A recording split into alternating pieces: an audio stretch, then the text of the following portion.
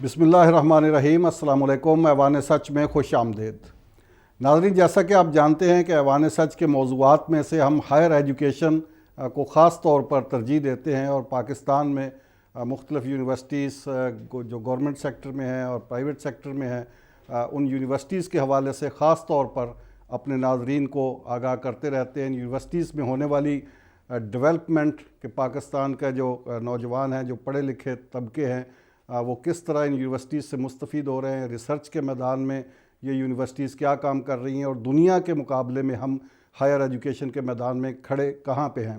یہ موضوعات اکثر ایوان سچ کا موضوع ہوتے ہیں، اور اسی طرح ہم مختلف یونیورسٹیز کو جو درپیش چیلنجز ہیں ان پہ بات کرتے ہیں، وہاں پہ کوئی مسائل ہیں تو ان پہ بات کرتے ہیں، اور اس نقطہ نظر سے گفتگو کی جاتی ہے کہ مسائل جہاں پہ ہیں ان کی نشاندہی اس لیے کی جائے کہ وہ ٹھیک ہو جائیں، اور جہاں پہ اچھا کام ہو رہا ہے اس کو اپریشیٹ کیا جائے تاکہ دوسرے جو دیکھنے والے ہیں، سننے والے ہیں، ان کی حوصلہ افزائی ہو۔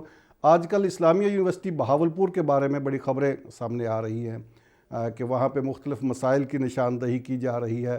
ہمارے ہاں بدقسمتی سے مسائل تو بتائے جاتے ہیں لیکن ان کا سلوشن بہت کم بتایا جاتا ہے، اور خاص طور پر وہ لوگ جو کنسرن پرسن ہوتے ہیں، جو اصل متعلق ہوتے ہیں ان چیزوں کے ساتھ، ان کی رائے نہیں لی جاتی، ان کا پوائنٹ آف ویو نہیں لیا جاتا۔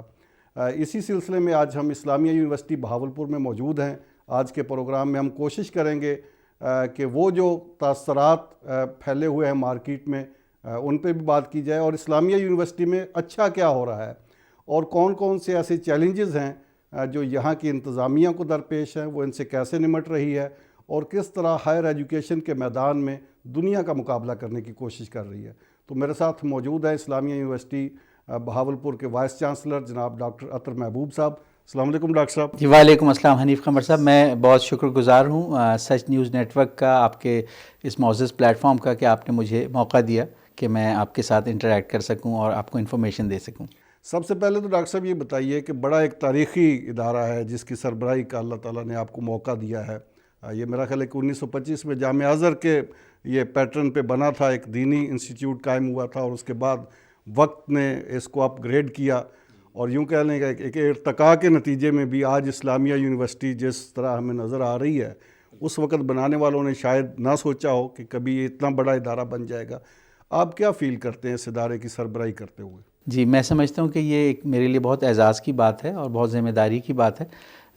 اس ادارے کو جب میں نے جوائن کیا جولائی 2019 میں، تو تقریباً اس کو جنرل پبلک یونیورسٹی کا چارٹر ملے ہوئے تقریباً 44 ایئرز ہو گئے تھے، اور 1925 میں جامعہ عباسیہ جیسے آپ نے ذکر کیا بنا تھا۔ یہ بھی اچھی بات ہے نوٹ کرنے کی کہ جامعہ عباسیہ نواب سر صادق خان دی ففتھ نے علامہ اقبال اور سید سلیمان ندوی صاحب کے کہنے پر اور ان کی تحریک پر بنایا، اور جامعۃ الازہر کا ایک ڈیلیگیشن آیا تھا جن کے ساتھ یہ ہمارے جو زعماء تھے یہ آئے تھے، اور جب سٹارٹ کیا گیا تھا تو اس وقت بھی اس میں 2 فیکلٹیز تھی، ایک علوم طب کی فیکلٹی تھی اور ایک علوم اسلامیہ کی فیکلٹی۔ اچھا، اس وقت بھی علوم طب کی فیکلٹی؟ جی، بلکہ یہاں تک کہ جو اس کا طبیہ کالج تھا وہ آج بھی موجود ہے۔ وہ پھر جس طرح پاکستان میں حکومتوں کا ارتقاء ہوا کہ پہلے 1 یونٹ بنا، بہاولپور صوبہ ختم ہو گیا، پھر 1 یونٹ میں ضم ہو گیا، پھر جب صوبے بحال ہوئے تو بہاولپور کی آئیڈینٹی ختم ہو گئی، تو وہ جو طبیہ کالج تھا وہ حکومت پنجاب کے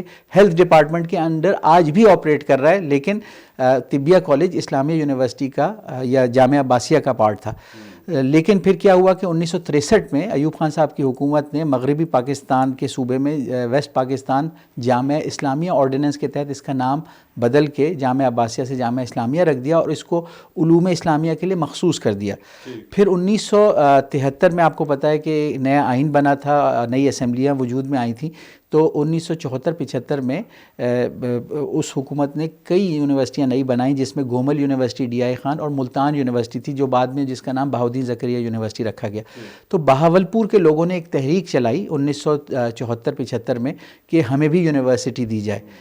تو یہاں کے جو لیڈرشپ تھی، پولیٹیکل لیڈرشپ، اس میں سید تابش الوری صاحب تھے جو بڑا نامور شاعر بھی ہیں اور اس وقت اپوزیشن لیڈر، سیاستدان بھی بڑے سیاستدان تھے. تو انہوں نے جب تحریک چلائی تو اس تحریک کے نتیجے میں پنجاب اسمبلی نے جامعہ اسلامیہ کو اپ گریڈ کر کے اسلامیہ یونیورسٹی بہاولپور کے طور پہ public sector, general public sector university بنایا.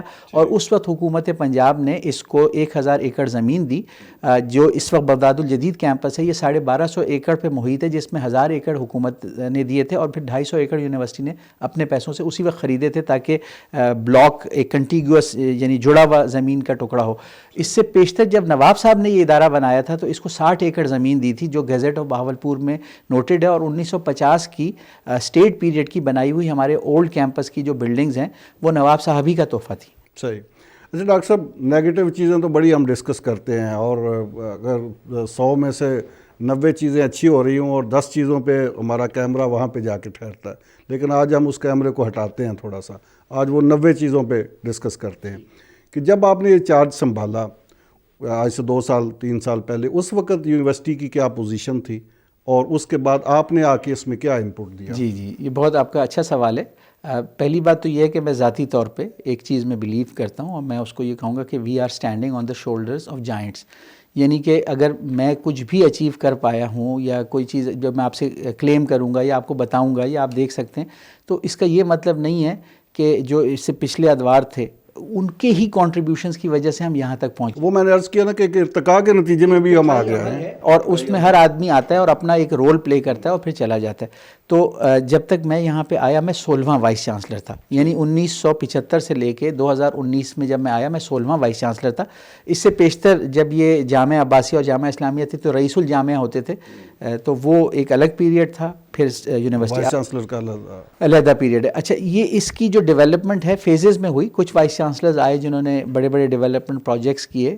بلال خان صاحب کا نام مشہور ہے کہ انہوں نے آ کے اس یونیورسٹی کے اندر کافی ڈیولپمنٹ کی. وہ پیریڈ کوئنسائڈ کرتا ہے جنرل مشرف اور جنرل خالد مقبول پنجاب کے گورنر تھے اور ان کو ایجوکیشن کا گورنر کہا جاتا ہے. تو کافی سارے پروجیکٹس میں انہوں نے یونیورسٹی کو، اس وقت نیا HEC بھی بنا تھا تو فنڈنگ بھی دلوائی اور کافی ساری چیزیں اس دور کی بنی ہوئی. البتہ مختلف وائس چانسلرز آتے ہیں، وہ اپنے ویژن کے مطابق ادارے کو بنانے کی کوشش کرتے ہیں. جس وقت میں نے اس ادارے کی باغ ڈور سنبھالی تو اس وقت یہاں پہ تقریباً 13,500 اسٹوڈنٹس تھے. حالانکہ کیپیسٹی بظاہر جو میں نے دیکھا بلڈنگ انفراسٹرکچر وہ 30 سے 35,000 اسٹوڈنٹس کے اس وقت بھی کیپیسٹی موجود تھی. بلکہ جب میں نے پرانے بزنس پلانز اور ڈاکیومنٹس نکالے تو پتہ چلا کہ بلال خان صاحب کے دور میں سن 2009-10 میں ہائر ایجوکیشن کمیشن نے کنسلٹنٹس دیے تھے کہ انہوں نے اس یونیورسٹی کا ایک بزنس پلان پریپیئر کیا تھا جس کے مطابق اس میں 2019 میں 30,000 سے زیادہ اسٹوڈنٹس ہونے چاہیے تھے، لیکن 13,000 اسٹوڈنٹس تھے. اور آفٹرنون اور ایوننگ کلاسز بند کر دی گئی تھیں اور ایڈمیشنز جو تھے وہ لمٹ کر دیے گئے تھے. اور اس وقت ٹوٹل جو ڈپارٹمنٹس موجود تھے وہ 48 تھے اور جو پروگرامز تھے ان کی تعداد ملا کے کوئی 150 کے قریب بیچلرز، ماسٹرز اور PhD کے پروگرام تھے. بلکہ کچھ پروگرامز HEC نے فیکلٹی کم ہونے کی وجہ سے MPhil اور PhD کے بند بھی کرا دیے تھے. یعنی یہ سب چیزیں میرے آنے سے پہلے تھیں. اور یونیورسٹی جو تھی اس کا پچھلے 25-30 سالوں سے یہ چل رہا تھا کہ سالانہ جو آپریٹنگ بجٹ ہوتا ہے خرچے کا، اس کا کوئی 55% سرکار سے لیتی تھی گرانٹ کی صورت میں اور کوئی 40 سے 45% خود جنریٹ کرتی تھی. تو جب میں آیا اس سال جو اپرووڈ بجٹ مجھے ملا کتابوں میں اپرووڈ وہ تھا 2800 ملین، جس میں یونیورسٹی کی اپنی انکم کوئی 1300 ملین تھی اور سرکار کی گرانٹ کوئی 1500 ملین تھی. اچھا، میں نے آ کے دیکھا کہ ادارہ جو ہے اس کے اندر پوٹینشل ہے اور یہ ورلڈ کلاس یونیورسٹی بن سکتا ہے. اب اس کا میں ریلیٹ کروں گا کہ میں نے 8 سال اپنی BS اور MS یہ 2 ڈگریاں امریکہ میں فلوریڈا اسٹیٹ یونیورسٹی سے کی جو ایک بڑی پبلک سیکٹر یونیورسٹی تھی. تو میرا جو آئیڈیل تھا وہ امریکن جو اس ماڈیول کو آپ فالو کر. جی، میں چونکہ 8 سال میں نے پڑھا، میں گیا جب امریکہ پڑھنے تو میں 17 سال کا تھا، جب میں واپس آیا تو میں 25 سال کا تھا. تو میری جو مینٹل ڈیولپمنٹ اور گرومنگ ہے اس میں میری امریکن ایجوکیشن کا ایک بہت بڑا رول ہے. تو وہاں ہم اپنے اساتذہ کو جس طرح دیکھتے تھے، جس طرح یونیورسٹیز گورنمنٹ کے لیے R&D کر رہی ہوتی تھی، جس طرح یونیورسٹیز ان کے ڈیفنس کے پروجیکٹس میں ریسرچ کر کے نئی ٹیکنالوجی ان کو ڈیولپ کر کے دیتی تھی. تو میں جب 1996 میں آیا تو مسلسل مختلف اداروں میں اسی طرح کی ڈیولپمنٹ کرتا آ رہا تھا. تو اسلامیہ یونیورسٹی کا جو پلیٹ فارم ہے، ایک تو اس کی بڑی عظیم روایات تھی. یعنی مجھے جس چیز نے انسپائر کیا کہ یہ جو مسلمانوں کی 19ویں صدی میں سر سید کی تحریک کے بعد جو تعلیم کا ریوائول تھا، اس تعلیمی ریوائول کی اسی تحریک کے نتیجے میں پھر ہماری سیاسی بیداری اس کے بعد ہوئی. سر سید کی جو علمی تحریک تھی، پہلے سر سید نے سیاسی تحریک چلانے سے مسلمانوں کو منع کیا، بلکہ کہا کہ پہلے علمی تحریک چلاؤ. جب علمی تحریک مسلمانوں کی مضبوط ہو گئی تو بعد میں جب آل انڈیا مسلم لیگ وجود میں آئی تو قائد اعظم محمد علی جناح نے کہا کہ علی گڑھ از دا آرسنل آف مسلم انڈیا. یعنی علی گڑھ یونیورسٹی سے ان کو ایک اسلحہ خانہ تھا کہ جہاں اسکالرز اور وہ پورا فکری انپٹ اور ہر چیز وہاں سے جو پاکستان موومنٹ کے لیے بڑی کلیدی اس نے رول پلے کیا، اور پھر پاکستان کو چلانے میں بھی ایک حد تک ان لوگوں نے رول پلے کیا پاکستان بنانے اور چلانے میں.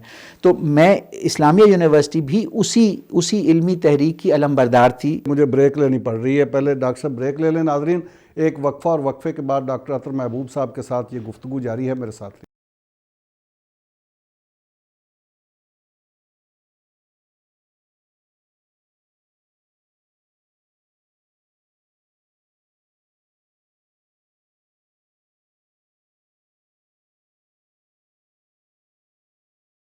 جی ناظرین، ایوان سچ میں ایک بار پھر خوش آمدید. اسلامیہ یونیورسٹی بہاولپور کے وائس چانسلر ڈاکٹر اطہر محبوب صاحب میرے ساتھ موجود ہیں. ڈاکٹر صاحب، آپ نے جب ٹیک اوور کیا تو کیا ایجنڈا کیا سیٹ کیا کہ سب سے پہلے آپ کا ایک پچھلا ایکسپیرینس بھی تھا پاکستان میں بھی مینجمنٹ کرنے کا، اور انٹرنیشنلی بھی آپ کا ایک ایکسپیرینس تھا، تو کیا آپ نے پن پوائنٹ چیزیں کی جن پہ آپ نے کام شروع کیا؟ جی بالکل. اس میں نے سب سے پہلے تو یہاں آ کے اس یونیورسٹی سے میں بالکل واقف نہیں تھا، میرا اس کے بارے میں معلومات بھی نہیں تھی. تو پہلے میں نے چیئر پرسنز اور ڈینز اور جو پرنسپل آفیسرز تھے تقریباً پہلے 10 دن ان سے پریزنٹیشنز لیں اور ان سے بریفنگ لی کہ ان کے ڈپارٹمنٹس میں کیا سچویشن ہے، کون سے پروگرامز آفر ہوتے ہیں، اسٹوڈنٹ اسٹرینتھ کیا ہے.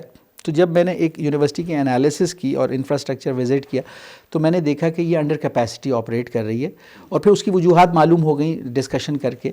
تو پہلے پلان یہ بنایا کہ انرولمنٹ کو ہم نے ٹھیک کرنا ہے. اچھا، دوسرا یہ ہے کہ ہم نے ادارہ جو تھا، میں نے دیکھا کہ 45 سال گزار چکا ہے، لیکن جیسے ایک چھوٹی یونیورسٹی کی ایڈمنسٹریشن ہوتی ہے اس طریقے سے اس کا ایڈمنسٹریٹو سٹرکچر ہے. جبکہ اگر اس نے 30 اور 50 ہزار اسٹوڈنٹ والی یونیورسٹی بننا ہے جیسے باہر کے ممالک میں ہوتی ہے، تو اس کے اندر ہمیں اس کا جو ایڈمنسٹریٹو ارینجمنٹ ہے اس کو ری آرگنائز کرنا ہوگا، اسٹرینگتھن کرنا ہوگا، فیکلٹیز ایڈ کرنی ہوں گی، ڈپارٹمنٹس ایڈ کرنے ہوں گے، کیونکہ ہم ایک ہی ڈپارٹمنٹ میں اسٹوڈنٹ بڑھاتے نہیں جا سکتے، ہمیں نئے ڈپارٹمنٹس بنانے ہوں گے. پھر میں نے دیکھا کہ پرانی ایکیڈیمک کاؤنسلز اور ڈفرینٹ اس میں کئی ایک پروگرامز ڈیزائن کر کے رکھے ہوئے تھے، لیکن مختلف وجوہات کی بنا پہ اپروو نہیں کیے جا رہے تھے، آفر نہیں ہو رہے تھے. تو جو سچویشن تھی کہ 13,000 اسٹوڈنٹ تھے، 400 فیکلٹی ممبرس تھے، تقریباً 3,000 ٹوٹل نمبر آف امپلائیز تھے، اور جیسے میں نے بتایا کہ 2,800 ملین کا آپریشنل بجٹ تھا، جس میں 1,500 ملین گورنمنٹ سے آتا تھا، 1,300 ملین خود جنریٹ کرتی تھی.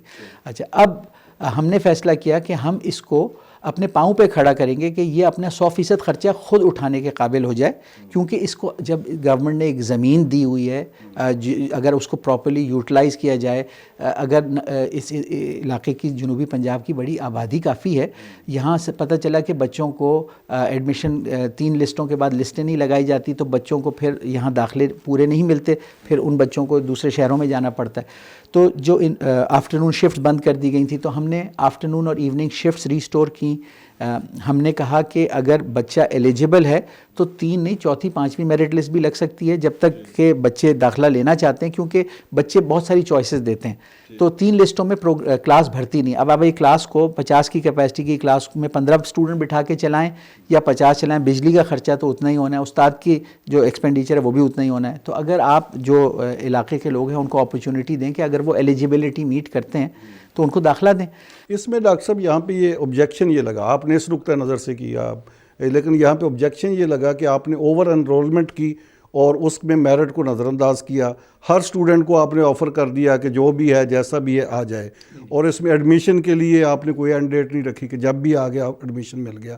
تو یہ بھی پالیسی میٹر تھا آپ کا کہ آپ نے کہا کہ ہر اسٹوڈنٹ کو چلے اپرچونٹی تو ملنی چاہیے. نہیں، تھوڑا سا آپ اس کو غلط سمجھ رہے.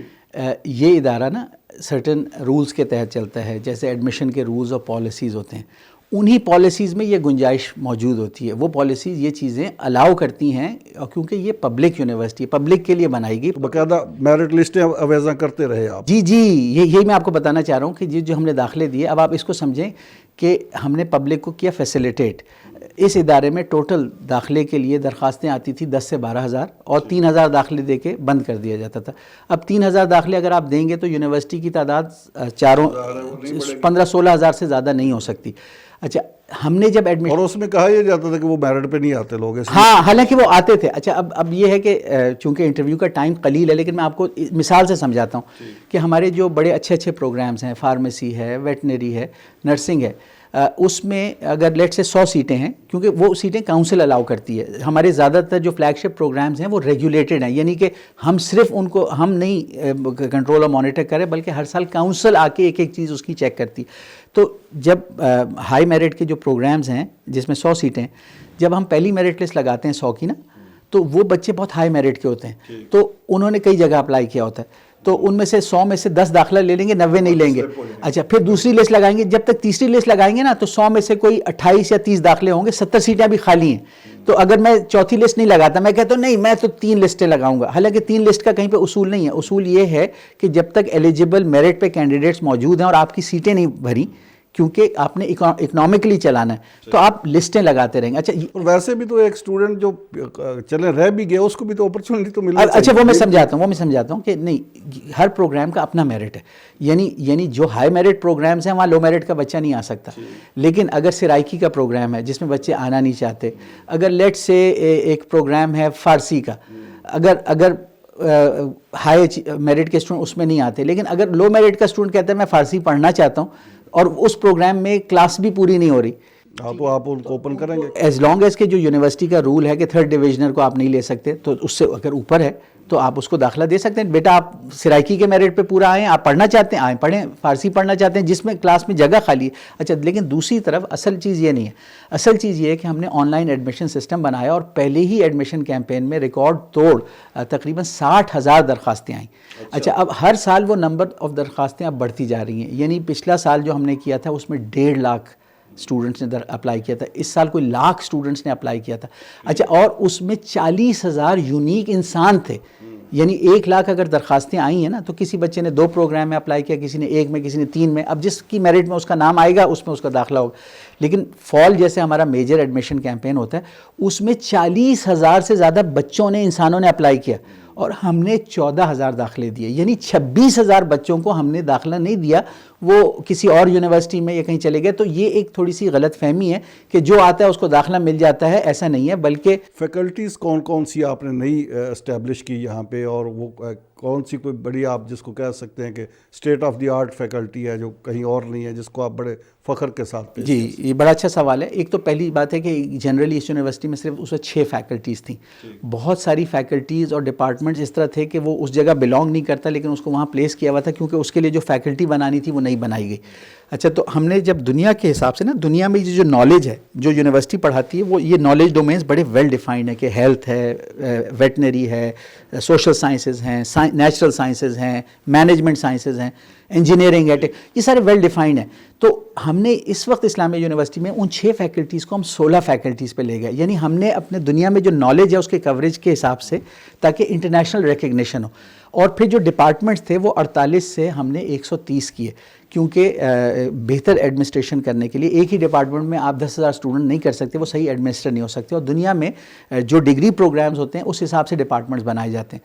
تو پھر ہم نے جیسے سوشل سائنسز کی فیکلٹی لے کے آئے، ہیلتھ سائنسز کی فیکلٹی لے کے آئے، جو جن چیزوں میں پراؤڈ فیل کرتا ہوں کہ اچیومنٹس میں، مثال کے طور پہ ہم الائڈ ہیلتھ سائنسز کے پروگرام لائے. اس میں بھی جو فلیگ شپ پروگرام ہے وہ ہمارا نرسنگ کا ہے. اس کے علاوہ میڈیکل لیب، نرسنگ میں آپ گریجویشن BS پروگرام ہے. جی BS نرسنگ کا ہے. اچھا اس کو، اور یہ کوئی اور یونیورسٹی بھی پبلک سیکٹر میں بتاتا ہوں کہ جنرل یونیورسٹی تو نہیں کرا رہی، لیکن جو میڈیکل کالجز یا میڈیکل یونیورسٹیز ہیں وہ کرا رہی. وہ تو ظاہر ہے میڈیکل والے جنرل یونیورسٹی نہیں، کوئی نہیں کرا رہا. اور اب اس کو سنیے کہ ضرورت اس کی کیوں ہے، کیونکہ اور خاص طور پر اس علاقے کے لیے، اس علاقے پوری دنیا میں یہ جنرل یونیورسٹیز ہی کراتی ہیں.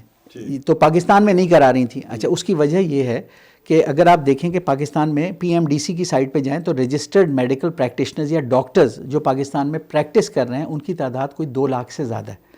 اچھا P N C Pakistan nursing council کی ویب سائٹ پہ جائیں گے تو آپ کو بتائے گا کہ 1 سال پہلے کا میں نمبر بتا رہا ہوں, اب نمبر چینج بھی ہو سکتا ہے لیکن اس کے ارد گرد ہی ہو, کوئی 90,000 رجسٹرڈ نرسز تھیں پاکستان میں جو ڈپلوما ہولڈر تھی. ڈگری پروگرامز تو ابھی آئے ہیں نرسنگ میں نا, اب پہلے ڈپلوما پروگرام 3 ایئر ڈپلوما ہوتا تھا جو اب انٹرنیشنلی ریکگنائز نہیں ہے. اگر ایک دنیا مانتی نہیں مانتی, اگر پاکستانی نرس نے مڈل ایسٹ میں جاب کرنی ہے, یورپ میں کرنی ہے, جاپان جانا ہے یا دنیا میں کہیں جا کے جاب کرنی ہے تو جب تک 4 ایئر بی ایس نرسنگ وہ نہیں ہوگی اس کو نرسنگ پریکٹیشنر نہیں مانا جائے گا, اس کو اسسٹنٹ نرس یا اس کا ہیلپر اس طرح مان لیں گے.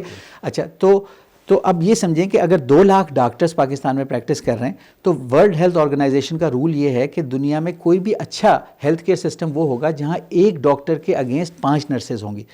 تو 2 لاکھ ڈاکٹرز کے اگینسٹ پاکستان کی اپنی ریکوائرمنٹ 10 لاکھ نرسز کی تھی, جبکہ پاکستان میں صرف 90,000 نرسز ہیں. یعنی پاکستان کو اپنے لیے تقریباً 10 لاکھ نرسز کی ضرورت ہے. اس کے علاوہ یورپ میں, نارتھ امریکہ میں ایجنگ پاپولیشنز ہے اور وہاں پر آور نرسنگ کو پر آور ڈاکٹر سے زیادہ تنخواہ دی جاتی ہے. ہوم نرسنگ بھی وہاں پہ تو ٹیک کیئر کرنے کے لیے چاہیے ہوتے ہیں, ہر طرح کے وہاں پہ اولڈ ایج لوگوں کے لیے نرسز چاہیے, ڈسیبلڈ کے لیے نرسز چاہیے. تو اگر ہم اپنے لوگوں کو نرسنگ میں ٹرین کر دیں گے تو مڈل ایسٹ میں, یورپ میں اور نارتھ امریکہ میں گولڈ مائن اپرچونیٹیز ہیں جو کہ اس وقت انفارچونیٹلی انڈیا, فلپینز, انڈونیشیا یہ ممالک اپنے ہاں سے نرسز بھیج رہے ہیں اور ہماری نرس رہ جاتی. تو آپ کے ہاں اس پروگرام میں کتنے اسٹوڈنٹ ہیں؟ جی ہم نے جب بنایا تو میں نے تقریباً 8. اس کی بلڈنگ وغیرہ بھی بنائی؟ جی اس کی بلڈنگ ہم نے ایک پرانی بلڈنگ کو رینوویٹ کیا اور آپ اس کو جب وزٹ کریں گے آپ دیکھیں گے کہ وہ اسٹیٹ آف دی آرٹ ہے. تو سمجھنے والی بات یہ کہ میں نے کوئی 8-9 نرسنگ کالجز وزٹ کیے کراچی سے لے کے اسلام آباد تک جو بیسٹ کہے جاتے تھے. میں نے دیکھا کہ آغا خان وہ کیسے کام کر رہا ہے, شفا انٹرنیشنل کا نرسنگ کیسے کام کر رہا ہے. پھر جب ہم نے اپنا نرسنگ بنایا تو نرسنگ کاؤنسل کو ہم نے اپلائی کیا 100 سیٹس کے لیے. اچھا انہوں نے وزٹ کیا, انہوں نے کہا کہ یہ پاکستان کا بہترین نرسنگ کالج ہے, ہم چاہتے ہیں ہر کالج اس طرح کا ہو. اور انہوں نے کہا کہ ہم نے آج تک کسی کو پہلی دفعہ میں 100 کی اجازت نہیں دی, ہم تو 50 کی دیتے ہیں, لیکن آپ نے اتنا اچھا بنایا کہ ہم پہلی دفعہ میں آپ کو 75 کی. آپ نے ایک پیٹرن سیٹ کر دیا جی باقی کے لیے. تو جب 75 پہلی دفعہ انہوں نے دیا لیکن سیکنڈ ایئر میں انہوں نے اس کو 100 کر دیا. انہوں نے کہا ہم پہلے سال میں نہیں دیں گے 100, پہلے سال آپ کو دیکھیں گے. اور اچھا پھر 100 انہوں نے کر دیا. پھر انہوں نے اس دفعہ ہمیں پوسٹ RN نرسنگ کی اجازت دی اور مزید ماسٹرز ان نرسنگ اب سٹارٹ کرنے والے ہم. اور نہ صرف یہ بلکہ انہوں نے پاکستان نرسنگ کاؤنسل جو کہ کاؤنسل میں ایک سخت ترین کاؤنسل ہے, میں ان کے جو سٹینڈرڈز ہیں یہ کم نرسز ہونے کی ایک وجہ یہ بھی ہے کہ نرسنگ کاؤنسل کے سٹینڈرڈز بڑے سخت ہیں. لیکن جب انہوں نے دیکھا کہ ہم ان کے ہر سٹینڈرڈ سے کمپلائنٹ ہیں تو انہوں نے جو پرائیویٹ سیکٹر انسٹیٹیوشنز ہیں نرسنگ میں آنا چاہتے ہیں, کیونکہ پاکستان میں جب تک وار فوٹنگ پہ جنگی بنیادوں پہ نرسز نہیں پیدا کریں گے تو ہماری اپنی نیڈز نہیں فلفل ہوں گی. اور نرسنگ کی پوزیشنیں ہسپتالوں میں خالی پڑی ہیں سال سے, حالانکہ نرسنگ کا ایک کیڈر بنا دیا گیا کہ 16 گریڈ کی نرس بھی ہے, 17 گریڈ کی, 18 کی, پہلے ایک یہ بھی تھا. اچھا ناکامی کی وجہ دیکھیں یہی سمجھ میں آتی ہے کہ میڈیکل کالجز کو کہا گیا تھا تم نرسز بناؤ. میڈیکل کالجز بناتے ہیں ڈاکٹرز, اور ڈاکٹرز جو ہیں وہ نرسز کو ہمیشہ ایک 3rd گریڈ اور 2nd گریڈ سمجھتے تھے. تو انہوں نے ہمیشہ ان کو اسٹگمیٹائز کیا ہے. انگلش میں سوری ٹو سے, مطلب میں ایک ایکیڈیمک اور ایجوکیٹر ہوں لیکن بولنا پڑ رہا ہے کہ اس کو گیٹوائز کیا کہ نرسنگ پروفیشن کے ساتھ اسٹگما لگا دیا گیا کہ اگر کوئی نرس ہے تو اس کے اندر کوئی کیریکٹر فالٹ ہے, نرسز کو الگ رکھیں. ہم نے جو نرسنگ کالج بنایا یہ بچیاں ہماری BS نرسنگ 4 ایئر پڑھ رہی ہیں, ان کے کریکولم میں HEC نے 8 سیمسٹر میں انگلش ڈالی ہے. یہ بچیاں مینجمنٹ سائنس, کمپیوٹنگ, فارمیسی ہر بچی کے ساتھ کلاسز لیتی ہیں, سپورٹس کرتی ہیں, ڈیبیٹس میں ان کے ساتھ کمپیٹ کر کے جیتتی ہیں. ان کا میرٹ ان کے میرٹ سے ہائی ہوتا ہے داخلے کے وقت نرسنگ کا. شارٹلی بتا دیجئے باقی اور کون پھر ہم نے سوشل سائنسز میں جو پروگرام شروع کیے اس میں آرکیولوجی, اینتھروپولوجی, سوشیولوجی, یہ وہ علوم ہوتے ہیں جو سماج, معاشرے کے مسائل کو سمجھنے کے لیے. اب ہمارے ملک میں باتیں بہت ہوتی ہیں لیکن مسائل کو تحقیق کر کے سمجھا نہیں جاتا کہ اس مسئلے کا اگر ڈائیورس بہت ہو رہی ہے تو کوئی انڈر لائن کازز کیا ہیں, یا اکنامک پرابلمز ہیں تو اس کے انڈر لائن کازز. تو ہم نے فیکلٹی آف سوشل سائنسز بنائی اور یہ ڈپارٹمنٹ لے کے آئے اینتھروپولوجی یعنی کلچر کیسے بنتا ہے, آرکیولوجی کیونکہ یہ ہمارا خطہ جو ہے چولستان کا, یہاں 7000 سال پرانی ہاکڑا کی تہذیب ہے جو 2000 سال موئنجو داڑو ہڑپا سے بھی پرانی ہے اور دنیا کی قدیم ترین تہذیب. تو اس کے لیے ہم نے گورنمنٹ آف پنجاب سے لائسنس لیا اور ہم میوزیم بھی بنا رہے ہیں، لیکن ہم نے آرکیولوجی پڑھانی شروع کی. ہم نے چولستان ہیریٹیج ریسرچ پروجیکٹ شروع کیا تاکہ ہم اپنی ثقافت کو، جو ہماری تہذیبی ثقافتی اور جو آرکیولوجیکل آثار قدیمہ کا ورثہ ہے اس کو پروٹیکٹ کریں. یہ آپ نے بڑی دلچسپی کا موضوع چھیڑ دیا، لیکن بریک لینی پڑ رہی ہے. ناظرین، ایک وقفہ، اور وقفے کے بعد ڈاکٹر عطر محبوب صاحب کے ساتھ گفتگو جاری ہے. میرے ساتھ رہیے.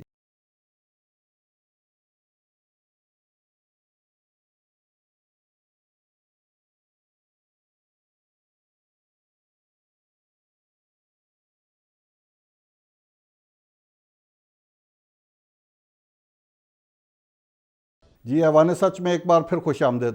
ڈاکٹر صاحب، آپ چولستان کی بات کر رہے تھے، تو چولستان کے اندر ہی یہ یونیورسٹی قائم ہے، تو چولستان کو کیا فائدہ ہو رہا ہے آپ کی یونیورسٹی کا؟ بڑا زبردست آپ کا سوال ہے، کیونکہ تاریخی طور پہ یہ چولستان یا بہاولپور کی یونیورسٹی 1925 سے 100 سال سے قائم ہے، اسٹیٹ ایرا کی ہے.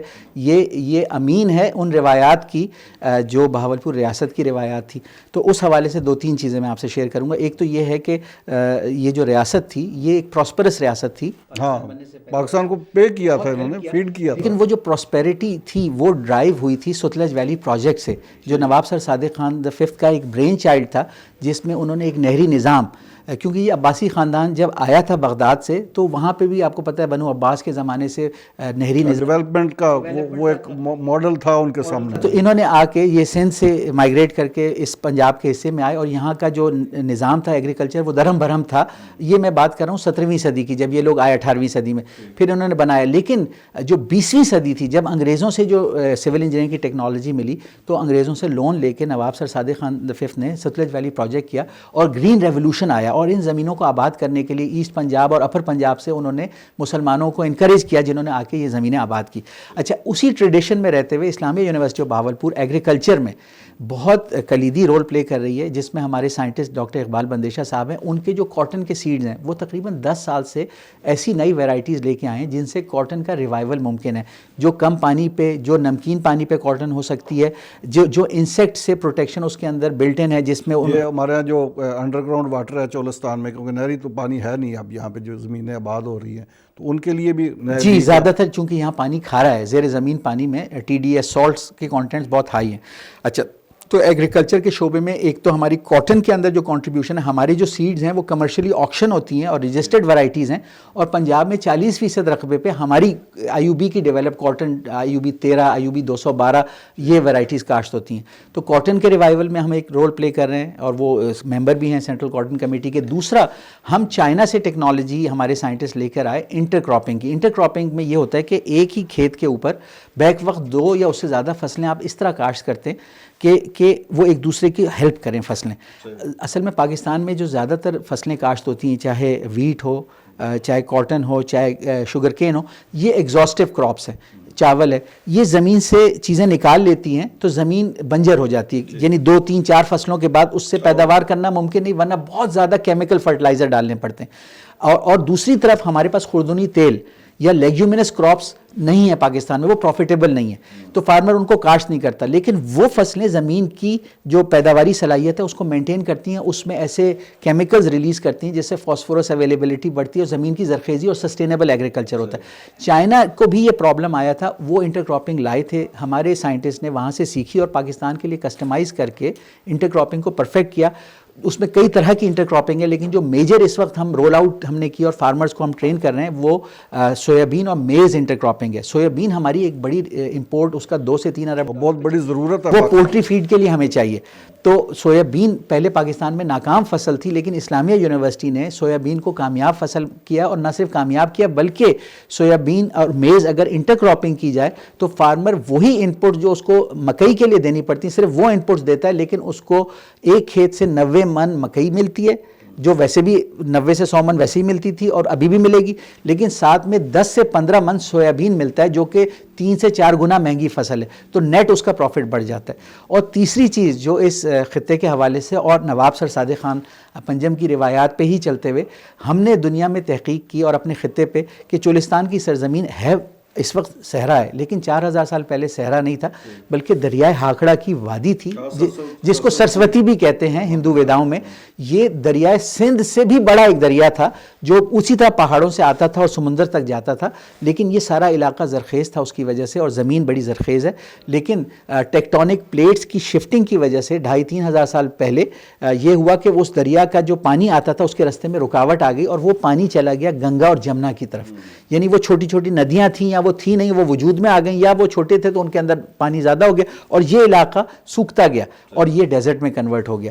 ہم نے جب تحقیق کی تو پتہ چلا کہ چولستان کا جو فضا ہے اس میں 5 سے 8000 فٹ کی بلندی پہ، اس میں ہم نے میٹ ڈپارٹمنٹ، میٹیورولوجیکل ڈپارٹمنٹ کے ساتھ مل کے کام کیا، تو پتہ چلا کہ 8 مہینے سال کے نمی 40 سے 50% ہوتی ہے اوپر، اور یہ نمی ان فضاؤں کی ہوتی ہے جو پاکستان سے جا رہی ہوتی ہیں۔ یعنی پاکستان میں مانسون اور ویسٹرلی جب آتے ہیں، جب یہ پاکستان سے جا رہے ہوتے ہیں تو یہ براستہ چولستان جاتے ہیں، لیکن یہ برستے نہیں ہیں۔ اب ایک ٹیکنالوجی دنیا میں روسی سائنسدانوں نے ایجاد کی تھی، ان کی مدد سے ہم نے یہاں فیزیبلٹی کی کہ اگر آئونائزیشن سٹیشنز لگا دیے جائیں تقریباً 10 کے قریب چولستان میں، جس میں تقریباً خرچہ کوئی $60 ملین آتا ہے، $60 ملین جو ہیں کوئی 9-10 ارب روپے بنتے ہیں۔ اگر یہ ایک دفعہ خرچہ کیا جائے تو 8 مہینے سال کے یہاں بارشیں کی جا سکتی ہیں، اور تقریباً 600 ملین ایکڑ فٹ بارش برسائی جا سکتی ہے۔ یہ پروجیکٹ ایک دفعہ لگانا پڑے گا اور یہ پرماننٹلی بارشیں، مصنوعی بارشیں ہوتی ہیں، بارشیں ہوں گی اور کنٹرول وے میں ہوں گی، آپ ان کو کنٹرول کر سکیں گے۔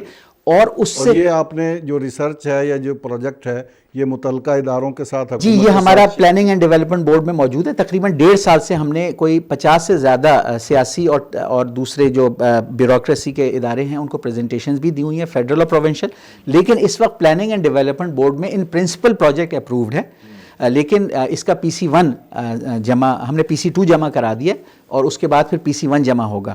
یہ ہیریٹیج کے لیے اتنے بڑے بڑے قلعے، اچھا میں اس کا پہلے کمپلیٹ کر دوں تو اس سے 6 ملین ایکڑ رقبہ زیر کاشت آ جائے گا۔ پاکستان کا کل اس وقت سارا صحرا بس سکتا ہے۔ جی اور اس میں ہم نے، یہ اسرائیل نے بھی ایسے کیا، اسرائیل نے بھی ایسے کیا، لیکن ان کا رقبہ بہت چھوٹا ہے، ہمارا بہت بڑا ہے، اور ہم نے یہاں پہ کہا ہے کہ جو ایگرو اکنامک زون بنے گا تو agriculture, fruit production, oil seeds اور لائف سٹاک، اس سے $10 ارب سالانہ کا اضافہ ہو سکتا ہے۔ تو میں محاورتاً یہ کہنا چاہتا ہوں کہ جس وقت پاکستان بنا تو ریاست بہاولپور نے مدد کر کے پاکستان کو چلایا اور استحکام دیا، تو آج یہ چولستان کا صحرا $10 ارب سالانہ جنریٹ کر سکتا ہے اور پاکستان کا قرضہ بھی اتار سکتا ہے۔ تو حالانکہ انویسٹمنٹ صرف $60 ملین کی ہے، لیکن $10 بلین ایئر کی وہاں پہ ایگرو اکنامک زون ہو سکتا ہے۔ تو یہ آپ کے ہیریٹیج کے اسٹوڈنٹ، اساتذہ، یہ وہ سارے یہ قلعوں پہ نہیں جاتے، وہاں پہ نہیں دیکھتے، بہت برا حال ہے، 1-2 کی رینوویشن ہو رہی ہے، تو اس پہ کوئی یونیورسٹی کر رہی ہے کوئی کام؟ بالکل، جو یہ جو قلعے ہیں اس پہ ہم لوگ ریسرچ بھی کر رہے ہیں، لیکن ہم فی الحال جو زمین کے نیچے دبے ہوئے 400 کے قریب شہر اور گاؤں ہیں، اور ایک بہت بڑا شہر ہے گویری والا، جو 7000 سال پرانا ہے، اور جو ایک انڈسٹریل سٹی تھا، یعنی موئنجودڑو ہڑپا سے بہت بڑا ایک شہر ہے، ہم اس کی ایکسکیویشن پہ کام کر رہے ہیں۔ یہ کہاں پہ کس؟ ہاں جی، یہ یہاں سے جب لیاقت پور کی طرف جاتے ہیں تو فیروزہ کے پاس ڈیزرٹ میں اس کی ٹاپیکل فائنڈنگز ہیں، یعنی کچھ اوپر سے نوادرات ملے ہیں، اور یہ دریافت کیا تھا ڈاکٹر رفیق مغل صاحب نے سن 80 کی دہائی میں، اور وہ ہمارے اس میں ایڈوائزر اور کنسلٹنٹ ہیں، اور لائسنس ان کے ساتھ مل کے ہے، اور ہر سال موسم سرما میں ہماری ٹیمیں جاتی ہیں، کیونکہ گرمیوں میں صحرا میں ایکسکیویشن کرنا آرکیولوجیکل وہ مشکل ہے، ناممکن ہے، کیونکہ گرمی شدید ہوتی ہے۔ سردیوں کی سیزن میں ہم ایکسکیویشن کرتے ہیں اور ان نوادرات کی پھر کاربن ڈیٹنگ اور ان کی ریسٹوریشن کا کام کر رہے ہیں۔ یہ موضوعات تو ایسے ہیں کہ ایک موضوع پہ پروگرام ہونا چاہیے، لیکن چونکہ وقت مختصر ہے، ڈاکٹر صاحب ایک ایلیگیشن بڑا لگتا ہے آپ نے کہ اتنے سارے کام کیے، آپ کی یہ اچیومنٹس ہیں، آگے بھی مزید بھی کچھ ٹارگٹس ہوں گے، وہ بھی پوچھیں گے آپ سے، لیکن بڑا ایلیگیشن ہے کہ آپ نے اس دوران ریکروٹمنٹ بڑی اننے واہ کر دی، پنجابی میں کہتے ہیں، اور بڑے جو ہے اکیڈیمیا کے لوگ بھی رکھ لیے، نان ٹیچنگ سٹاف بھی رکھ لیا، تو اس کے پیچھے کہانی کیا ہے؟ جی، اس میں یہ ہے کہ پوری دنیا میں یونیورسٹیز میں اور پاکستان میں بھی ہائر ایجوکیشن کمیشن نے ریشوز دیے ہوئے ہیں کہ اسٹوڈنٹ ٹیچر ریشو آپ نے ایک مینٹین کرنا ہے، teaching to non teaching staff ایک ریشو مینٹین کرنا ہے، کوالٹی آپ نے گارنٹی کرنی ہے، ٹھیک ہے، تو اس حساب سے یہ چیزیں ریکوائرمنٹس ہوتی ہیں، اور ایک فارمولہ بنا ہوا ہے اور بجٹ میں پوزیشنز اپروو ہوتی ہیں۔ تو ہمارے بجٹ میں اس وقت اگر آپ ایک یہ جاننا چاہیں کہ ہم رسپانسبلی چل رہے ہیں یا ارسپانسبلی، تو میں آپ کو یہ بتانا چاہتا ہوں کہ ہمارے بجٹ میں جو اپرووڈ بجٹ ہے کوئی 8,500 ویکنسیز ہیں، ٹھیک ہے، جبکہ یونیورسٹی میں صرف 5,000 امپلائیز ہیں۔ ٹھیک ہے. 8,000 ابھی بھی آپ کے ہیں, 3,000 کی ابھی بھی گنجائش ہے. ٹھیک ہے. دوسری طرف اب ٹیچنگ پہ آئیں. ان 8,000 میں ٹیچنگ کے تقریباً 3,000 ویکنسیز ہیں. 3,000 ویکنسیز کے اگینسٹ فل ٹائم میرے پاس 1,400 ٹیچر کام کر رہے ہیں. باقی میں پارٹ ٹائم سے چلاتا ہوں, یعنی کہ میں نے ایک بیلنس مینٹین کیا ہوا ہے فل ٹائم اور پارٹ ٹائم کا, آمدن اور اخراجات, کیونکہ فل ٹائم ٹیچر کی کاسٹ زیادہ آتی ہے, کیونکہ وہ نہ بھی پڑھائے تو آپ کو تنخواہ دینی پڑتی ہے. جو وزٹنگ ٹیچر ہوتا ہے وہ جتنے گھنٹے پڑھاتا ہے اس کا بل اس حساب سے بنتا ہے. لیکن آپ کو ایک بیلنس تعداد میں فل ٹائم بھی چاہیے, کیونکہ کچھ ایڈمنسٹریٹو رسپانسبلٹیز ہوتی ہیں, بچوں کی کاؤنسلنگ کرنی ہوتی ہے, ایڈوائزنگ, ڈسپلن مینٹین کرنے کے لیے. کیونکہ وزٹنگ ٹیچر تو کلاس پڑھائے گا, اس کے بعد تھوڑی دیر وہ رک سکتا ہے, لیکن اس کو تو کہیں اور بھی کمٹمنٹ ہو سکتے ہیں, اس کو تو آپ نے گھنٹوں کے لیے انگیج کیا نا. لیکن وزٹنگ بھی جو ہے ہمارے پاس ہم نے 2,000 سے زیادہ ایک ایکو سسٹم اور نیٹ ورک بنایا, اور ان 2,000 سے زیادہ وزٹنگ ٹیچرز کو بھی 40 گھنٹے کے ٹریننگ پروگرام سے گزارا, یعنی ان کا سٹینڈرڈ بھی ہائی. اور جو ریکروٹمنٹس ہم نے کی وہ انتہائی کمپیٹیٹو پروسیس ہے. کہ میں مثال کے طور پہ سمجھاتا ہوں کہ اس وقت ہمارا ایک کیس میچور ہو رہا ہے, یعنی ابھی 1,400 فل ٹائم ہے, ایک کیس میچور ہو رہا ہے جس میں 200 سے 250 کے درمیان ایسوسیٹ لیکچررز ہم رکھ رہے ہیں. اچھا, وہ جو 250 ہم فائنل رکھ رہے ہیں نا, اوریجنل جو نمبر آف اپلیکیشن آئی تھی وہ 10,500 آئی تھی. 10,500 میں سے پہلے ہم نے جب ٹیسٹ کیا, ٹیسٹ کر کے کوئی 1,600 لوگ شارٹ لسٹ کیے انٹرویو کے لیے. یعنی آپ سمجھیں کہ 10,000 کے بعد 1,600 بچے, تو 15% لوگ, یعنی 85% پہلے فیز میں ریجیکٹ ہوئے. اب 1,600 لوگ جو انٹرویو ہوئے, جو ٹیسٹ میں ٹاپرز تھے سارے اپنی اپنی کیٹیگری میں, ان کے بعد انٹرویو کر کے کوئی 200 لوگ رکھے جا رہے ہیں, یعنی ہر 8 میں سے ایک رکھا جا رہا ہے. اور اوور آل 10,000 میں سے اگر آپ دیکھیں 250 لوگ رکھے ہیں ہم نے, تو 2%, یعنی اتنا کمپیٹیٹو. تو سی ایس ایس ہے جیسے آپ یہ کہنا چاہ رہے ہیں کہ جتنا آپ نے ڈیولپمنٹ کی, فیکلٹیز بڑھائیں, پروجیکٹ بڑھائے, پروگرام بڑھائے, تو اس کے لیے یہ سٹاف ضروری تھا جو رکھا جی. اور دوسری طرف میں یہ بتانا چاہتا ہوں کہ اب یونیورسٹی کے, جب میں نے شروع میں بتایا تھا کہ 2,800 ملین کا بجٹ ہوتا تھا, 1,300 خود کرتے تھے, 1,500 گورنمنٹ دیتی تھی. اس سال کا اگر آپ بجٹ کی بات کریں تو ہمارا بجٹ ہے 9,000 ملین. اس 9,000 ملین میں 7,500 ملین ہم خود جنریٹ, یونیورسٹی کا سیلف جنریٹڈ ہے. اور 1,300 سے ہم 7,500 پہ لے گئے, یعنی ہم نے اپنی انکم کو 5 سے 7 گنا بڑھایا, یعنی 500 to 700%. یعنی اس یونیورسٹی کو ہم نے آپریشنلی اپنے پاؤں پہ کھڑا کر دیا, کیونکہ اس 9,000 ملین میں کوئی 1,000 ملین ہے ڈیولپمنٹ سائڈ کا, اور کوئی 8,000 ملین ہے تنخواہوں کا اور آپریشنز کا. تو تقریباً سارا وہ والا حصہ جو ہے وہ ہم خود اب جنریٹ کر. جی ناظرین, یہاں پہ ایک وقفہ لیتے ہیں اور وقفے کے بعد یہ پروگرام جاری ہے, میرے ساتھ رہیے گا.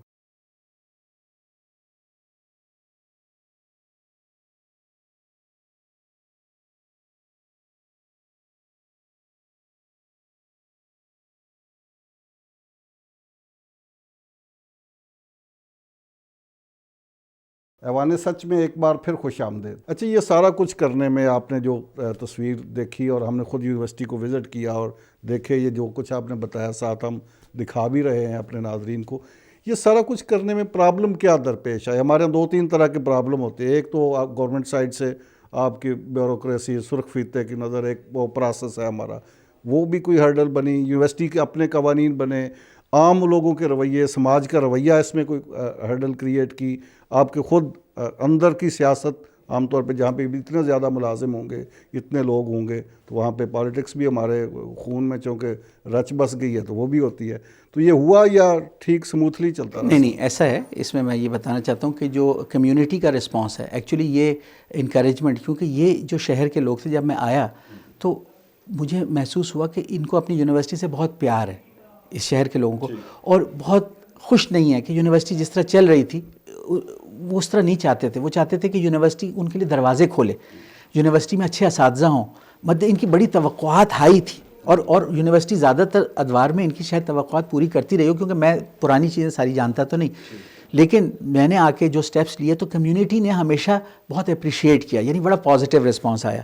اچھا, دوسری طرف جب قوانین کی بات کرتے ہیں تو بہت سارے لوگوں کو نہیں معلوم, لیکن میں بحیثیت انسان, میں بہت زیادہ جو قانون ہے اس کو پڑھتا ہوں, جو قانون میں چیزوں کی اجازت ہے اس کے حساب سے اپنے امپلیمنٹیشن پلانز بناتا ہوں, اور جو قانون میں پروسیجر اسپیسیفائڈ ہے میں اس کو اڈاپٹ کرتا ہوں.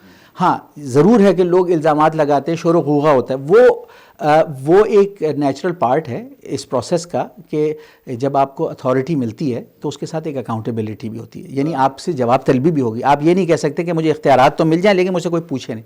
تو ڈفرینٹ فورمز ہیں گورنمنٹ کے، چاہے چانسلر کا دفتر ہے، چاہے ہائر ایجوکیشن ڈپارٹمنٹ ہے، یا ایون دوسرے باڈیز ہیں، کورٹس ہیں، محتسب کا دفتر ہے، اور پھر اس طرح کے بھی ہیں جیسے نیب ہے، اینٹی کرپشن ہے.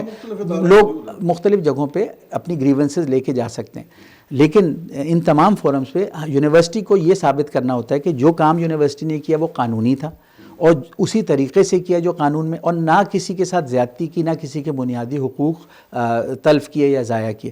تو الحمدللہ چونکہ ہمارا پرنسپل یہی ہے. اب اگر دیکھیں نا کہ اس کمیونٹی کے لیے جو ہم نے جابز کریٹ کی، اب آپ اگر میرے یونیورسٹی میں جو ملازمین کی بیک گراؤنڈ اگر آپ چیک کریں تو گریڈ 1 سے 16 کے تقریباً 3000 ملازمین ہیں. خود یونیورسٹی نے اتنی جابس تو دی. جی ہاں وہ بھی، لیکن ہمارے جو گریجویٹس ہیں نا ان کی امپلائمنٹ کے دھڑا دھڑ دروازے کھل رہے ہیں. یعنی ہم نے پچھلے 50 سال کے ایلمنائی کا ڈیٹا بھی بنانا شروع کیا ہے. کوئی 1 لاکھ کے قریب ہمارا ایلمنائی ہیں جو یونیورسٹی کے کیمپس سے ڈگری لے کے گئے. ان میں کوئی 20,000 کا ڈیٹا اب ہمارے پاس آ چکا ہے. اس میں جو امپلائڈ ریٹ ہے وہ 98% ہے. یعنی یہ ایک لوگوں کے ذہن میں ہوگا کہ اسلامیہ یونیورسٹی کے بعد جاب کہاں ملتی ہے، لیکن ہمارے گریجویٹس 1 سال کے اندر نا 95% سے زیادہ بچوں کو جاب ملتی ہے اور اچھی جابز ملتی ہیں. اب میں جب اس کی طرف آ رہا تھا، قوانین کی طرف نا، تو بتانا میں یہ چاہ رہا تھا کہ یہ جب ہم نے جابز کریٹ کی اور یہ کمپیٹیٹیو پروسیس سے کیا تو لوگوں کو جو 1 سے 16 کی جابز ہیں ان میں 93% جو لوگ ہیں ہمارے وہ بہاولپور ڈویژن کے ہیں. یعنی لوکل لوگ ہیں. جو 1 سے 16 کی نوکریاں لوگ کہتے ہیں کہ بھئی یہ اس علاقے کے لوگوں کا حق ہے. اچھا دوسری طرف جو 17 سے لے کے 22 ہے اس میں 2 ہیں، آفیسرز اور ٹیچرز. آفیسرز میں 80% ادھر کے ہیں اور ٹیچرز میں 70% بہاولپور ڈویژن کے ہیں اور باقی 20% آپ کے جہاں سے اچھا جو پی ایچ ڈیز ہیں اگر لانے ایک سبجیکٹ میں تو وہ کہیں سے بھی آ سکتا ہے. لیکن اوور آل جنوبی پنجاب کی اگر بات کریں تو 93% ہمارے جو امپلائیز ہیں ان کے ڈومیسائل جنوبی پنجاب سے ہیں اور باقی جو 7% ہیں ان کے پاکستان کے دوسرے علاقوں سے. اور یونیورسٹی اسٹوڈنٹس کی بھی اگر بات کریں تو ہمارے کوئی 92% اسٹوڈنٹ جنوبی پنجاب سے ہیں اور باقی پاکستان کے دوسرے علاقوں سے. آپ سے پیار کرنے والے ایک الزام یہ بھی آپ پہ عائد کرتے ہیں کہ یونیورسٹی کی تاریخ میں پہلی دفعہ آپ نے دفعہ 144 نافذ کی یونیورسٹی میں، اور یہاں پہ اچھا یہ میری نالج میں نہیں ہے، ایسا بالکل نہیں ہے، یہ تھوڑی سی غلط فہمی ہے. وہ میرے خیال سے آپ ایک واقعے کی بات کر رہے ہیں کہ جو میڈیا پہ اس طرح پریزنٹ ہوا تھا کہ لاٹھی چارج ہوا یا فائرنگ ہوئی. اچھا وہ ایسا بالکل ہوا ہی نہیں تھا، مطلب یہ قطعاً صریحاً جھوٹ ہے. وہ 2015 میں کوئی تھا جس کی فوٹیجز چلائی گئی تھیں. جی بالکل، وہ سما اور کچھ چینل. یہ بھی کمال ہو جاتا ہے. چلیں کوئی بات نہیں. بات یہ ہے کہ دیکھیں اگر 1000 دفعہ ہماری ایک واقعہ سرے سے ہوا ہی نہیں سرے سے نہیں ہوا، یہ آپ معلوم کر لیں. اور کوئی دفعہ دیکھیں اگر یہاں 65,000 بچہ پڑھ رہا ہے اور وہ بھی میں نے کہا کہ جنوبی پنجاب کا اور بہاولپور کا اس میں سے 74% بہاولپور ڈویژن کا ہے، تو ہم نے تو دروازے کھولے ہیں، یہاں تو بچے آنا چاہتے ہیں. مطلب اگر ماحول ایسا ہو تو لوگ کیوں آئیں گے؟ دیکھیں پہلے جب 13,000 تھے تو لوگ متنفر تھے، وہ آنا نہیں چاہتے تھے، وہ کہتے تھے ویلکمنگ نہیں ہے یونیورسٹی. مطلب یہی کمیونٹی دیکھیں. اب یہ ہے کہ چونکہ ہمارا فوکس بھی اپنی کمیونٹی ہے. سچی بات یہ ہے کہ اگر ہمیں کسی سے داد چاہیے یا کسی سے یہ چاہیے کہ آپ اچھے نہیں ہیں یا غلط، تو وہ ہم اپنی کمیونٹی سے سننا چاہتے ہیں کیونکہ ہم ان کے لیے کام کر رہے ہیں. ہاں جو ارباب اختیار ہیں لاہور میں یا اسلام آباد میں ڈیفینیٹلی وہ بھی ایک طریقے سے چیزوں کو دیکھتے ہیں، لیکن اگر آپ کمیونٹی سے اگر معلوم کریں گے نا تو آپ کو سچ وہاں سے ملے گا کیونکہ یہ ان کے بچے ہیں. اگر ہم ان بچوں کے ساتھ کسی طرح کی بھی زیادتی کریں گے تو کمیونٹی ہمیں معاف نہیں کرے گی. آخری سوال ڈاکٹر صاحب، کیا آپ کیا چاہتے ہیں کہ آپ کو کون سی ایسی ہرڈل ہے یا آپ کہیں کہ یہ چیز مجھے مل جائے تو میں یونیورسٹی میں مزید پتہ نہیں کیا کچھ کر سکتا ہوں، گورنمنٹ کی سائڈ سے، سماج کی طرف سے، خود آپ کی اپنی ٹیم سے جو اکیڈمیا کی بھی ہے اور آپ کی مینجمنٹ کی بھی ہے؟ اچھا میں ذاتی طور پہ تو میں ابھی میرے 6 مہینے باقی ہیں اس ٹینیور کے، اور جب میں اسیس کرتا ہوں تو توقعات سے زیادہ چیزیں کر پایا ہوں، اور اگلے 6 مہینے میں بھی مجھے نظر یہ آ رہا ہے کہ کافی کچھ میں مکمل کر لوں گا. ٹھیک ہے، کچھ بڑی بلڈنگز ہیں ان کا ایک جیسے اگر 3 بنانی تھی تو 1 بن گئی ہوگی، 2 پہ کام ہو رہا ہوگا، تو وہ ظاہری بات ہے. تو اب میں اگر مجھ سے پوچھا جائے کیونکہ ملک کی اکانومی اچھی نہیں ہے تو ہمارے کچھ PC1 فیڈرل گورنمنٹ سے اپرووڈ تھے, 2 سال ہو گئے لیکن ایک بھی پیسہ اس کا ریلیز نہیں ہوا, یعنی وہ پروجیکٹ سٹینڈ سٹل پہ ہے. ہم نے ٹینڈر بھی کیا, ڈیزائنز بھی بنے ہوئے, ہر چیز یعنی پیپر ورک پورا ہے, لیکن ٹرانچ چونکہ ریلیز نہیں ہوئی تو ہم نے کانٹریکٹ نہیں اوارڈ کیا. اب ہم یہی اپیل کریں گے وفاقی حکومت سے کہ جو ہمارا اپروو PC1 ہے, جو پلاننگ کمیشن سے اپرووڈ ہے اور PSDP کا حصہ ہے, تو جو ریلیزز ہیں وہ ہمیں ریلیزز دینا شروع کریں تاکہ ہم وہ بلڈنگیں بنائیں. کیونکہ ہم نے ایک 10 ایئر بزنس پلان بنایا ہے اس ادارے کا. ان میں یہ ہے کہ وہ ہماری اسٹوڈنٹ اسٹرینتھ بڑھے گی تو وہ بلڈنگیں ہمیں 1 2 3 سال بعد چاہیے ہوں گی. تو چونکہ حکومت نے ہم سے کمٹ کیا تھا تو حکومت کو چاہیے کہ ہمیں فنڈ. اچھا اگر حکومت نہیں دیتی تو ہم نے آلٹرنیٹ پلان بنایا ہوا تو ہے, لیکن پھر بہاولپور کے لوگ پھر وہی سوال کریں گے کہ جب ہم پاکستان کے لیے اتنا کچھ کرنا چاہتے ہیں تو کیا جو سرکاری وسائل ہیں کیا اس میں ہمارا شیئر نہیں ہے؟ اب یونیورسٹی کا سارا رقبہ جو ہے, جو اس کی پراپرٹی ہے وہ ڈیولپ ہو چکی ہے, وہاں پہ بن چکے ہیں سارا کچھ انفراسٹرکچر, یا ابھی بھی کچھ نہیں, تقریباً 90% اس وقت ہے کہ وہ اس پہ یا تو آرچرڈ بن گئے ہیں یا وہ استعمال میں آ گیا. 10% ایسا ہے جہاں اس وقت ہم لیولنگ وغیرہ کا کام کر رہے ہیں, وہ آپ ان پروگرس دیکھ سکتے ہیں. کیونکہ 1250 ایکڑ تھا جس میں 700 ایکڑ یوز ہو رہا تھا اور 550 ایکڑ تو بالکل ہی ٹیلے اور بنجر تھا. وہ کبھی جب آپ آئے جب میں آیا تھا اس وقت 550 ایکڑ اس وقت بالکل ٹچ بھی نہیں ہوا تھا. وہ جیسے چولستان کے ٹیلے ہوتے ہیں اسی طرح کا تھا, لیکن ہم نے آپ جا کے دیکھیں. اب اس 550 ایکڑ میں کتنا آپ نے ڈیولپ کر تقریباً آپ سمجھیں کہ 550 ایکڑ جو ہے وہ ہم نے اس میں ڈیولپ کر دیا ہے. آرچرڈ بنا دیے ہیں, اولیو کا آرچرڈ 70 ایکڑ پہ لگایا ہے, فروٹس کے آرچرڈ کوئی 150 ایکڑ پہ لگائے ہیں, کچھ ان لیولڈ لینڈ پہ لگائے ہیں, کچھ لیولڈ لینڈ پہ لگائے ہیں. پھر بلڈنگز اور پروجیکٹس, اور تقریباً 100 ایکڑ کا ایک ایریا ہے جس کو ہم نے لیول کر کے ایگریکلچر کراپس کے لیے رکھا ہے کہ جب تک وہاں بلڈنگ نہیں بنتی, 2 4 5 سال میں بنے گی کوئی بلڈنگ یا ریزیڈینشیل ایریا بنے گا, جب تک ہم وہاں سے فصلیں لگا کے سال کی انکم لیتے رہیں. بہت شکریہ ڈاکٹر صاحب. ناظرین, ڈاکٹر عطر محبوب صاحب کی گفتگو آپ نے سنی. اسلامیہ یونیورسٹی بہاولپور میں جو کچھ اچیومنٹس ڈاکٹر صاحب نے بتائی ہیں, چاہیے کہ سننے والے اور ان سے متعلقہ ہائر ایجوکیشن سے متعلقہ لوگ اس سے انسپائریشن لیں, اور جہاں پہ جو چیلنجز کا ڈاکٹر صاحب نے ذکر کیا اور جن مسائل کا ذکر کیا, ہم ارباب اختیار سے اپیل کرتے ہیں کہ وہ اس جانب توجہ دیں تاکہ اسلامیہ یونیورسٹی جس طرح ترقی کر رہی ہے تعلیم کے میدان میں, ہائر ایجوکیشن کے میدان میں, اور یہاں کے لوگوں کو ایک تاریخی ریاست ہے, اس ریاست کے لوگوں کو جس طرح زیور تعلیم سے آراستہ کر رہی ہے, یہ اپنا دامن مزید وسیع کرتی جائے. مجھے دیجیے اجازت. اللہ حافظ.